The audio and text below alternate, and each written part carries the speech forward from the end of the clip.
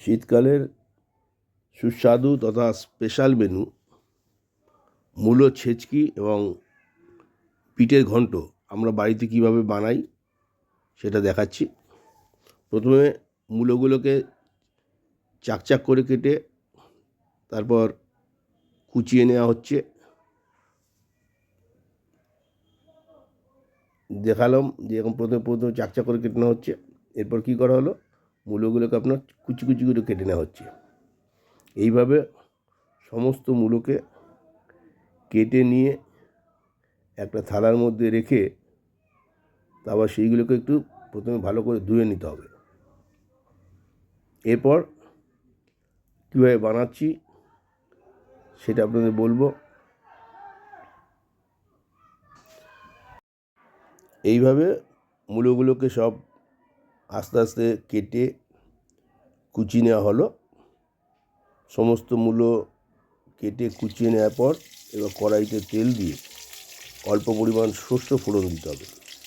সর্ষে ফোড়ন দেওয়া হলো এবং তার সঙ্গে কাঁচা লঙ্কা কুচিয়ে দেওয়া হলো। তেলটা বেশ ফুটছে, বুঝতে পারছি। কাঁচা লঙ্কাও দিয়ে দেওয়া হচ্ছে, দেখাই যাচ্ছে। এবং তারপর এবার তেলটা গরম হয়ে গেলে সম্বরটা সর্ষেটা পুড়ে গেলে মূলোগুলো ঢেলে দেওয়া হলো। মূলোগুলো ঢেলে সুন্দর করে নাড়াচাড়া করে ভালো করে নাড়াচাড়া করে মূলোটাকে কিছুক্ষণ জন্য এবার ঢেকে দেওয়া হবে। তার আগে পরিমাণ মতো লবণ এবং কিছুটা অল্প করে হলুদের গুঁড়ো দিয়ে দেওয়া হলো। সেটাকে আবার সুন্দর করে নাড়াচাড়া করে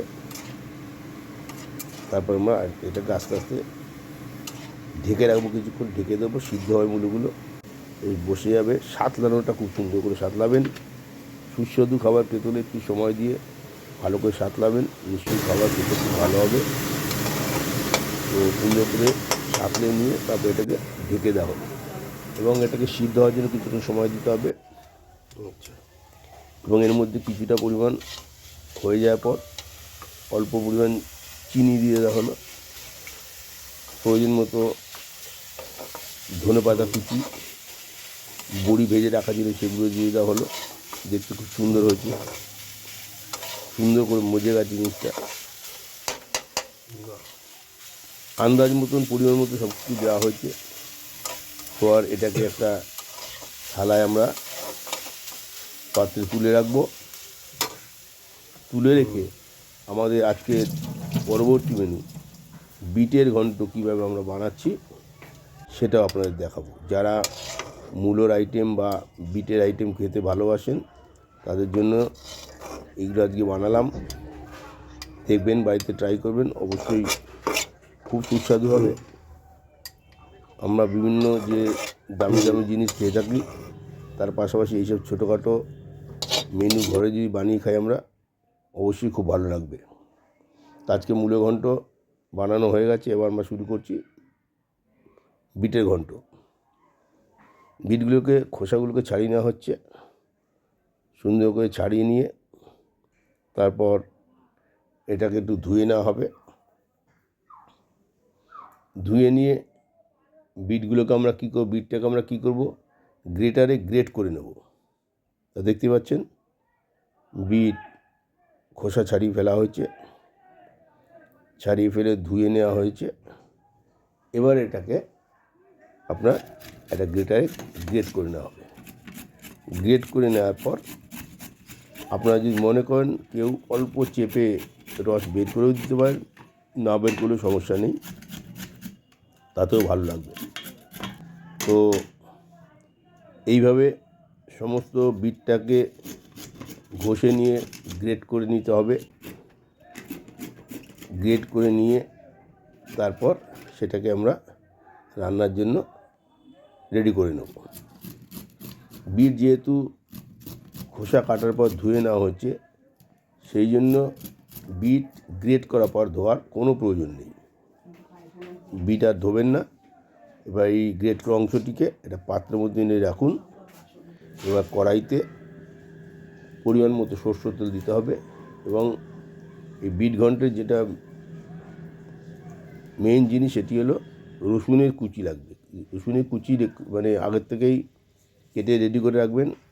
তেল গরম হলে তার মধ্যে রসুনের কুচিগুলোকে ছাড়বেন, এতে এসেন্স আসবে, গন্ধ খুব সুন্দর হবে খেতে, গন্ধটা খুব ভালো লাগবে। এবার বিট ঘন্ট বসানোর জন্য অল্প করে কালো জিরে ফোড়ন দিয়ে দেওয়া হচ্ছে। কালো জিরে ফোড়ন দিয়ে তেলটা যখন গরম হয়ে গেছে দেখছেন, এরপর একটা গন্ধের জন্য এবং খেতেও ভালো লাগবে একটা শুকনো লঙ্কা ফোড়ন দিয়ে দেওয়া হলো। কাঁচা লঙ্কা অল্প দিয়ে দেওয়া হবে। রসুনগুলো যখন হালকা হালকা ভাজা হবে, খুব বেশি ভাজবেন না, হালকা হালকা যখন ভাজা হবে তখন তার মধ্যে এবার বিটগুলোকে ঢেলে দেওয়া হবে। ঢেলে দেওয়ার পর বেশ কিছুক্ষণ নাড়াচাড়া করবেন, অর্থাৎ সাঁতলাবেন। যে কোনো রান্নারই মূল ব্যাপারটা হলো সাঁতলানোটা সুন্দর হতে হবে। সুন্দর করে সাঁতলালে দেখবেন খেতে খুব ভালো লাগবে। এবং তার সঙ্গে আরেকটি ব্যাপার, যে সমস্ত জিনিস আপনি দিচ্ছেন, লবণ, চিনি, হলুদ যাই দিচ্ছেন, ঠিক ঠিক পরিমাণ মতো দিতে হবে, আন্দাজ করে। যাই হোক, এর মধ্যে অল্প লবণ দিয়ে দেওয়া হলো, হালকা করে একদম সামান্য করে একটু হলুদের গুঁড়ো দিতে হবে, কিন্তু চিনি দেওয়ার প্রয়োজন নেই, যেহেতু বিট নিজে একটি মিষ্টি জাতীয়, একটু মিষ্টি মিষ্টি লাগে খেতে, তাই বিটের ঘন্টের মধ্যে কোনো দেওয়ার প্রয়োজন নেই। দেখুন নাড়িয়ে চাড়িয়ে সময় মতো বিট রেডি হয়ে গেছে। আমার আজকে দুপুরের যে খাবার মেনু, তার মধ্যে বিট ঘন্ট এবং মূলো ঘন্ট দুটোই আছে।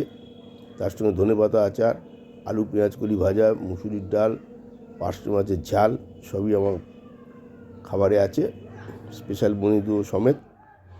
এবং আমাদের আজকের এই বিট ঘন্ট এবং মূলো ছেচকি বানানো আমাদের শেষ হয়ে গেল, দেখিয়েছি আপনাদের। আশা করি আপনারা বানিয়ে খেলে ভালোই লাগবে। আজকের ভিডিও এখানে শেষ করছি। ভালো থাকবেন, সুস্থ থাকবেন, নমস্কার।